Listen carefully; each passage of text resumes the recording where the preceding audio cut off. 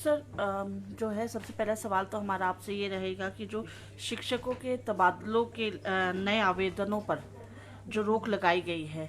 उसकी हमें विस्तार से जानकारी दें। आप जानते हैं कि हमने पिछले वर्ष अक्टूबर में ये निर्णय लिया था कि एकेडमिक सेशन के दौरान ट्रांसफरें नहीं होगी और लगभग उसके उपरांत लगभग 6-7 महीने तक हमने इस ऑर्डर को इम्प्लीमेंट भी किया और ये निर्णय कैबिनेट का था। और आप जानते हैं कि निरंतर ट्रांसफर्स होने के कारण एक शैक्षिक माहौल जो स्कूल में होना चाहिए था वो प्रभावित होता था। तो ये निर्णय बड़ा महत्वपूर्ण निर्णय था जिसके माध्यम से क्वालिटी एजुकेशन, गुणात्मक शिक्षा जो सरकार की प्राथमिकता है वो धरातल पे नजर आए। और अब क्योंकि हमारा एकेडमिक सेशन विशेषकर जो हमारे समर क्लोजिंग स्कूल्स है वो आपका 1 अप्रैल से प्रारंभ हो चुका है, तो इसमें भी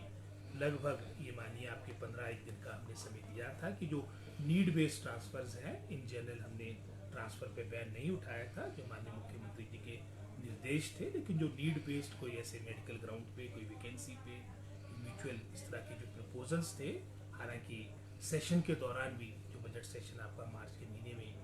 हुआ था उस दौरान भी बहुत से प्रतिनिधियों ने अपने डीओ नोट्स दिए थे, तो उसमें हमने आगे वो प्रोसेस करने को डिपार्टमेंट को दिए हैं। और उसके उपरांत भी गत 15 दिनों में जितनी भी एप्लीकेशन हमारे पास आई थी वो हमने डिपार्टमेंट्स को भेजी है, एचओडीज को भेजी है ताकि वो फाइल पे सारे मैटर्स को लाए। और जहाँ तक हमारे कार्यालय की बात है, जैसे हमने पहले भी आपने अपने मीडिया में भी आज खबर लगी है, 15 अप्रैल के बाद हम कोई भी जो मैं समझता हूँ हमारे पास प्रपोजल्स आएंगे ट्रांसफर के वो हम नहीं डील करेंगे। और जो आप ऑलरेडी प्रोसेस में है वो फाइल्स आएगी और जो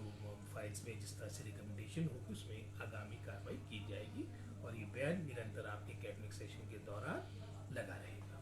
सर 313 ट्रंक मास्टरों को नौकरी दी गई है जिसमें एक पद जो है जांच के चलते खाली रखा गया, उसके बारे में थोड़ी सी जानकारी। तो अभी तो यही काफ़ी टाइम से लंबित था, इसका रिजल्ट निकला है और हमारा यही प्रयास रहेगा कि जहाँ पर ये आपके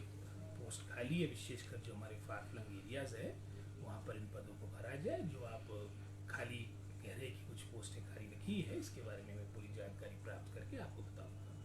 वहीं सर जो सरकारी स्कूल है वहाँ पर उसमें 450 जो है पद भरे जाने की शिक्षकों की जा रही है बात। तो इन जनरल हमारी लगभग कोई 5000 से अधिक हमने पद अभी 2 वर्षों में रेगुलर अपॉइंटमेंट के माध्यम से भर दिए हैं, जिसमें से लगभग कोई 700 से अधिक तो आपके लेक्चरर स्कूल कैडर के पद हमने भर दिए। आपके लगभग कोई 3800 से अधिक हमारे जो बैच वाइज रिक्रूटमेंट अपने आप में जो रिकॉर्ड हुई है जिसके कारण आपके अधिकतर without teacher, single teacher schools की पोस्टें भरेगी। और ये रिफ्लेक्शन आपने असर की रिपोर्ट में भी देखा है जिसमें अच्छे रिजल्ट्स आए हैं। और लगभग मैं समझता हूँ हमारे प्रिंसिपल्स की हमारी प्रमोशन और आपके अपॉइंटमेंट के माध्यम से स्कूल कैडर की हमने लगभग कोई 350 के आसपास पोस्टें भरी है। और इसके अलावा जो कॉलेज कैडर की 119 पोस्टें भरी, तो टोटली लगभग कोई 5000 से अधिक आपकी पोस्टें जो हमने रेगुलर भर्तियां अभी 2 वर्षों में की है। आने वाले समय में हमने लगभग कोई 3101 आपके एलिमेंट्री एजुकेशन में, जैसे आपने 450 की बात की, प्रथम चरण में 3101 में से क्योंकि इकट्ठी इतनी हमें समझता हूँ नियुक्तियाँ नहीं हो पाएगी जो हमने अपनी प्राथमिकता दी है, क्योंकि विशेषकर जो हमारे पहाड़ी क्षेत्र है, दूर दराज के क्षेत्र है, यहाँ पर टीजीटी मेडिकल और नॉन मेडिकल के बहुत से पद खाली है। तो हमने प्राथमिकता दी है कि 450 पद, इसमें से जो 3101 टोटल है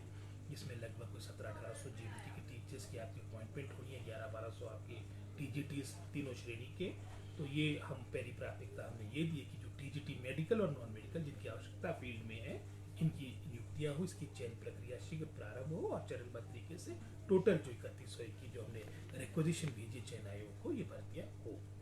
सर वोकेशनल और करुणामूलक लगातार अपनी मांगों को लेकर आपसे मिल रही है, उस पर सरकार किस तरह कार्य कर रही है? अब करुणामूलक के बारे में तो हमने जैसे विधानसभा भी कहा था 15 अप्रैल की डेडलाइन रखी थी, लेकिन इसमें जो हमारे अन्य सदस्य है, उदाहरण के तौर पे हमारे ऑनरेबल स्पोर्ट्स मिनिस्टर है, उनका अभी बाहर का दौरा था, वो शीघ्र वापस आएंगे। और जो हमारे स्पेशल सेक्रेटरी फाइनेंस है जो इसको पूरा प्रक्रिया को देख रहे हैं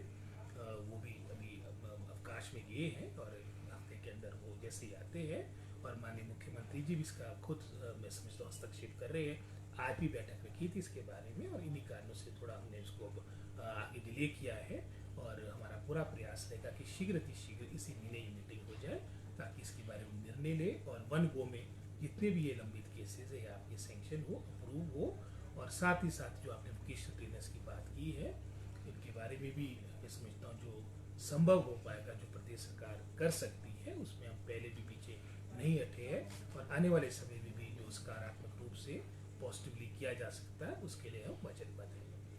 सर वहीं पर अभी जो है रिसेंटली बहुत से ऐसे मामले जो है बॉम्ब के सामने आ रहे हैं, जहां पर अभी जो है मंडी के डीसी ऑफिस में जो है बॉम्ब उड़ाने की धमकी दी गई है। इस तरह से बहुत से ऐसे कार्यालय हैं हिमाचल के जहां पर धमकियां दी जा रही हैं। बहुत से लोगों को भी जो है जो बड़ी पोस्ट पर है उनको धमकी दी जा रही है। वहीं अब आज जो है सचिवालय में शिमला के धमकी दी गई है। आपको क्या लगता है कि ये जो जिस तरह की बातें सामने आ रही हैं सूत्रों के द्वारा, ये सिर्फ एक माइंड डाइवर्ट करने के लिए किया जा रहा है या पॉलिटिक्स खेली जा रही है? चलो पॉलिटिक्स तो क्या होगी, लेकिन कुछ ऐसे लोग होते हैं